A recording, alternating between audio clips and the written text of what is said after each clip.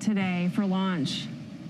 We're at T-minus 30 seconds. Let's hand it off to Mission Control and launch this rocket. Temp off, temp low. Looking to proceed.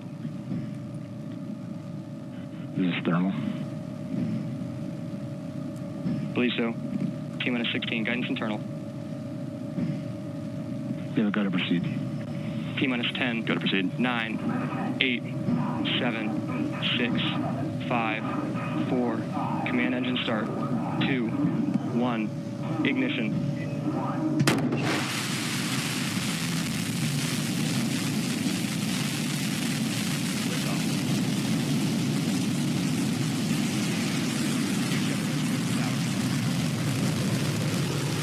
New Shepard has cleared the tower and is heading to space. Follow along with us on your screen. We have velocity picking up. We're gaining altitude as New Shepard pierces through the atmosphere. You see that BE-3 engine at 100% power level.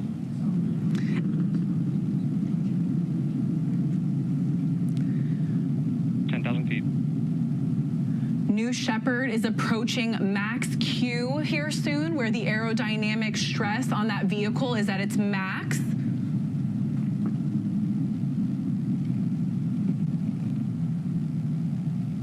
feet.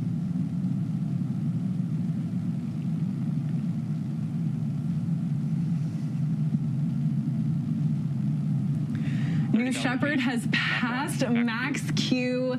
BE-3 is pushing back up to 100% as the atmosphere gets thinner and higher. 40,000 feet.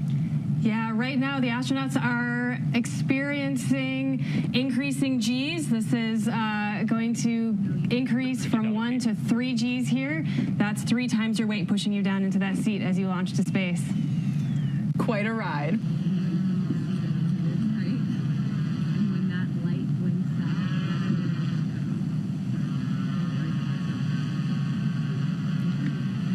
We're nearing 2 minutes of boost, about 2 minutes into our mission. So our next big milestone here is main engine cutoff, where that BE-3 engine will temporarily terminate. 2 minutes negative MDF.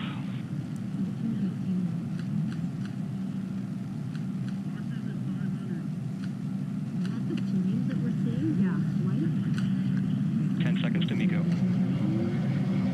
150,000 feet.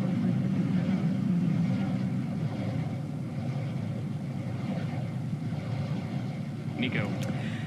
There it is, that MECO, or main engine cutoff. Our vehicle is now coasting at 2,000 miles per hour. Coming up here soon, we'll have the separation of the crew capsule from the booster. And what do we have there, Alice? On the bottom of our screen, we have our 0G indicator. 250,000 feet.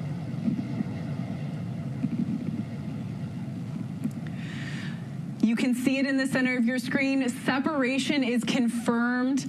The crew capsule is floating in 0G as the New Shepard booster starts its descent back to the landing pad. An absolutely huge congratulations to all 6 of our crew. They are officially astronauts.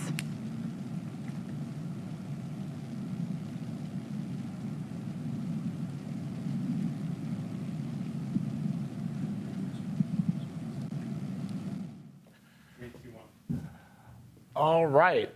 You've been watching live coverage of the very latest Blue Origin space launch. It's the 9th space tourism flight. So let's go ahead and bring in CBS News space consultant Bill Harwood to talk more about this historic moment.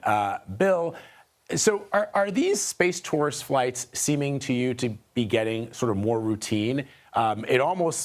It happens so quickly. It's sort of, I know if you're probably a passenger on Blue Origin, it's incredibly exhilarating. But for those of us watching on the ground, being the 9th, it does seem like it's sort of over before you even blink.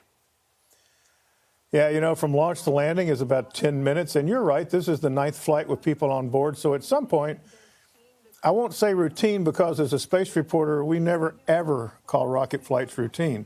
I mean, when you're riding on top of a rocket and accelerating to these speeds into a vacuum environment, there's nothing routine about that yet anyway, maybe in 20 or 50 years. But, we still have to watch these closely because something can go wrong with these flights. And with these kinds of missions, when something goes wrong, it's usually catastrophic.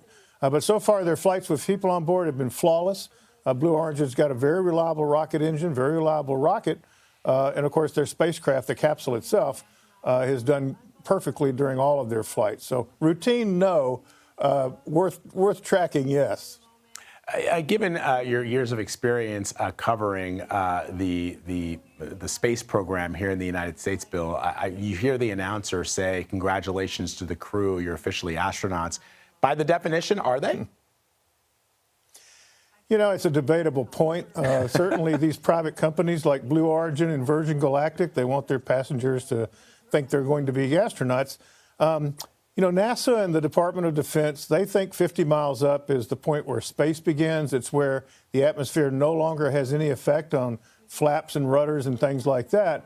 And by that definition, they're astronauts. But I think, when you consider the training required for professional astronauts and the sort of missions they do in orbit compared to these suborbital up and down flights like we're seeing today, it's hard for me to consider these passengers astronauts in any kind of traditional sense.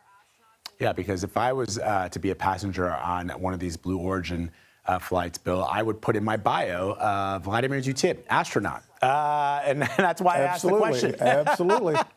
Let's bring in space. And really, nobody can argue with you. I mean, you flew above 50 miles. By that definition, you're an astronaut.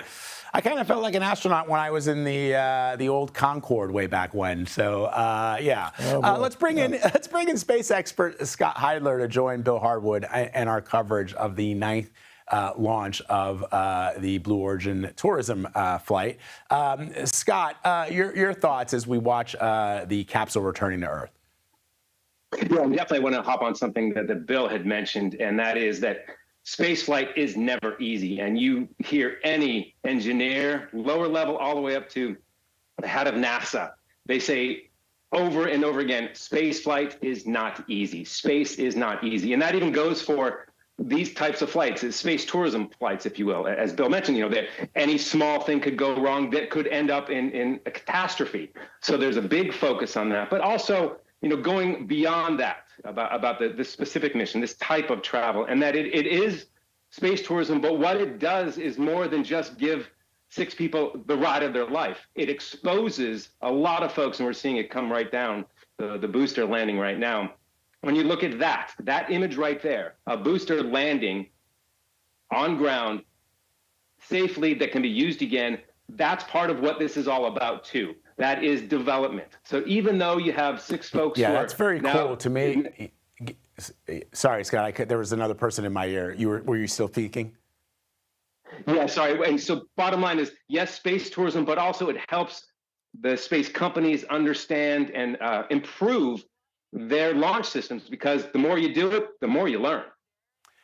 Yeah, and that's my question to the both of you. And you're right, watching the booster coming down, to me, is it's actually cooler than watching it go up. I don't know, something about the way those reverse thrusters fire up as it safely makes its way down gently to the ground is kind of cool. And so, Bill, are we, I know there's tourists on board, but are there also any kind of experiments that the scientists are picking up from just this launch?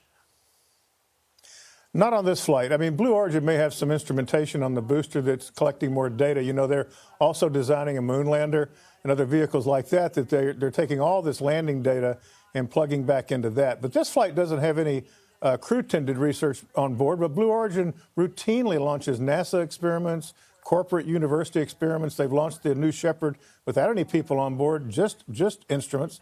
And so in that sense, it's a useful suborbital platform. But I stress again, they're getting 3 to 4 minutes maybe of weightlessness. That's it. They don't go to orbit. So it kind of limits the research you can do, but the scientists say it is absolutely useful, and they take advantage of that.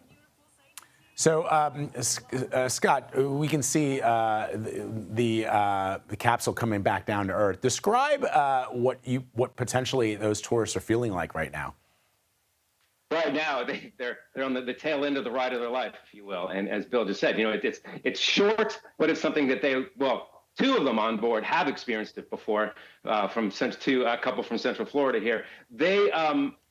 It's got to be amazing now because you're kind of after that peak of euphoria, if you will. There's the idea of when you're at apogee, when you're seeing the Earth for the first time from that perspective, it does something inside. It does something to you as a person. So I'm sure they're chit-chatting about that. I'm sure they're reveling about the experience that they just had. Again, for two of them, it's the second time. So it's again kind of going through that experience. But then also I would be, of course, I've thought this through many, many times. At this point too, it's like, yes, you're going through this amazing experience and it's about to come to an end. But I'm also like, when is that going to finish? When am I going to hit the ground, which we're about to see right now? Yeah, I wonder, gents, I sort of joked earlier that I'd flown on the Concorde many, many years ago when it was active. And I can't remember now, but I seem to recall that it flew at 40,000 feet. And I remember the pilot telling us to look out the window when we were at our highest altitude. And you could, just above the clouds, see the blueness of space. So I'm guessing that when you're in that capsule, you see it's the reverse. You're looking down at the Earth as opposed to looking up. You are, for all intents and purposes, in space, right, Bill? Yes, for all intents and purposes. Although I think the Concorde flew up pretty close to 60,000 feet, but the new Shepard capsule is well over 200,000 feet. They are really up there. And the view out those windows, and I'll point out the new Shepard has the largest windows of any spacecraft currently flying. You get an incredible view up there. There's no question about that. I'm not trying to be a cheerleader, but the pictures are pretty spectacular. So, the flight lasts 10 minutes, but the views you get at the top of that trajectory, I can't even imagine the memories you take home from something like that. Professional astronauts see that all the time, but for civilians, that's a unique view, no question. Yeah, you definitely jarred my memory there, Bill. You're right. It was about 60,000 feet because normal planes fly at 40,000. But I still recall just that sense of wonder and amazement at that altitude. So you're right. I can only imagine what it's like for those passengers on this 9th voyage of Blue Origin as a space tourism flight. Bill, Scott, thank you both very, very much. We'll speak to you on the next one. You bet. Thank you. All right. Let's talk about Kansas City now, which is home to the first ever stadium built exclusively for women's soccer. CPKC Stadium hosts the National Women's Soccer League Championship game this weekend between the Washington Spirit and the Orlando Pride. And that's where we find CBS News Saturday morning co-host and sports correspondent Dana Jacobson, who's joining me now to talk more about this. So Dana, this is a huge match between the Pride and the Spirit. You got a chance to talk with the teams. Also, you got a chance, I saw in your piece earlier for CBS Mornings, to tour the stadium, which is incredibly cool. Yeah, I mean, Vlad, it's really exciting. Remember, you mentioned it. This is the first stadium that was built for a pro sports team that's for women. That hasn't been done before. So forget what the players are even playing for that title. They're happy to have an environment like this and what's been created here in Kansas City. And as for that title, of course it matters. They're all happy to be here, but it was very clear that what matters is capturing that championship. If the Spirit win, it would be their second title. For the Pride, though, their first. And these two teams are so evenly matched. Now, they did play twice this season. The Pride won both of those, but these two teams finished the regular season tied in wins. So you can expect, everybody is expecting a close match when we have that on Saturday night. The other thing that I learned from your piece, Dana, is that there isn't a bad seat in the house, which is so rare. And you've been to so many sports stadiums across the country. Talk to me about that. Yeah, Chris Long, one of the co-owners, I think I'm going to get this right because I said it's less than 100 feet. No seat is further than 100 feet. It's like 94 feet, so it's even better than that.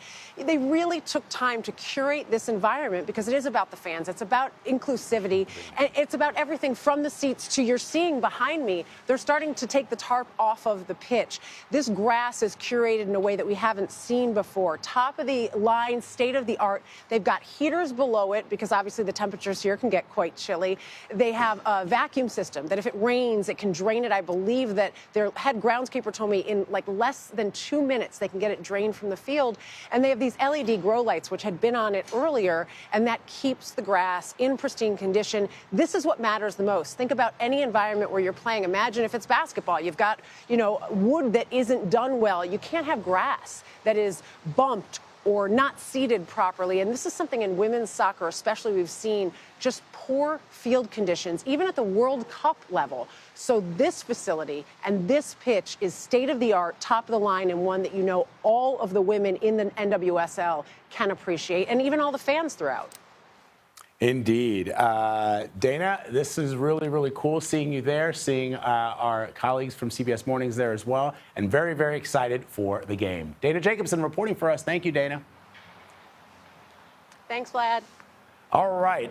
We do have some breaking news to share with you folks, which is that the hush money case for President-elect Donald Trump in New York has been canceled by Judge Merchan. His motion was due on December 2nd, and prosecutors' response was due on December 9th. But now we're getting into the newsroom right now that this case has been canceled. We're going to get some more details on that after the break, so stick around for that. But you are streaming CBS News 24/7.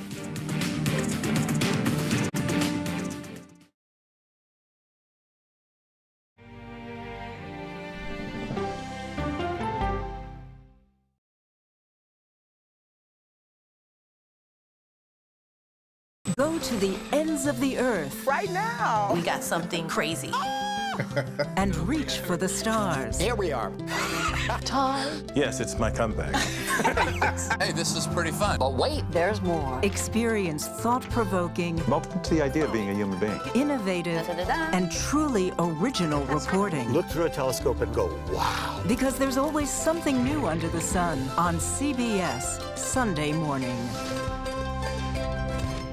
At this moment, terrorists could be plotting another attack. 9/11 triggered a counter-terrorist system that included a secret database. This person needs a closer look. A growing list of nearly 2 million people, including some Americans who say they're innocent. For 1 hour flight, I have to spend 6 hours to go and come back. CBS Reports explores the system, the people responsible for it, and those pushing for change. I'm not fighting against them. I'm fighting for them to do the right thing.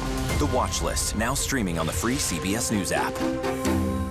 Don't miss true crime anytime you want, anywhere you go. With the 48 Hours podcast. Real crimes, real lives, real justice. There's some questions that have to be